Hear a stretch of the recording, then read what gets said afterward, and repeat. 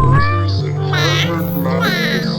being arrived at noon on a Tuesday, descending not as fire or light, but as a smell, a cloying, sweet odor like food left to rot in a sunless room.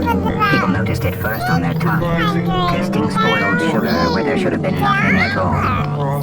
Then they saw it, a hole in the sky that wasn't a hole at all, but a tear, frayed at the edges.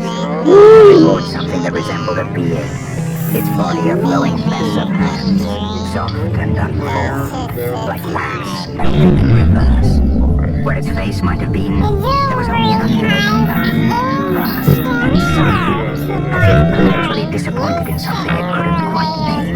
The world fell silent as the being began to speak, but no sound was made. Its words carved themselves into the minds of everything that had ears to hear, or hearts to fear. People tried to scream, but the air would not carry their cries.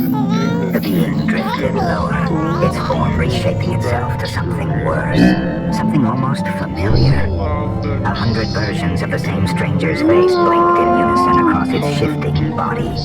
Each one whispered, "It's time to fall apart." And things did. The laws of nature didn't shatter. They simply stopped holding up their end of the bargain. People felt their skin slip from them, politely, painlessly. Buildings slumped, as though sighing with relief at finally collapsing under their own weight. Birds hung in the air, unsure how to fall, until they decided to dissolve into droplets of ink instead.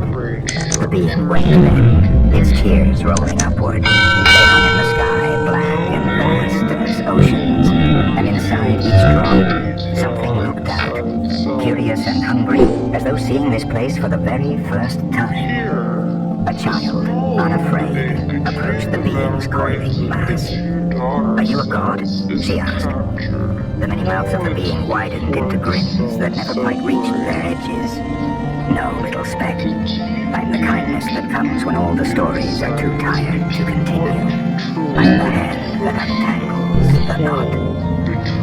The child nodded, as though this made perfect sense. Around her, the world unspooled. Trees became strings of green light, rivers folded into ribbons of shimmering silk. People's memories crumbled into flakes of gold that floated skyward and vanished. And yet, it did not feel like destruction. It felt like exhalation, like a great collective breath let out after holding it for too many millennia. When nothing was left but the child and the being, the child took its hand, waxen, soft and infinite, and whispered, "Will we dream?" The being's mouths curved into something neither smile nor frown. "You already are."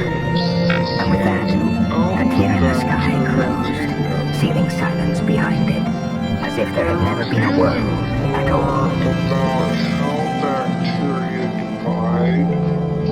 The study promises to drive fundamental research and help in combating the worldwide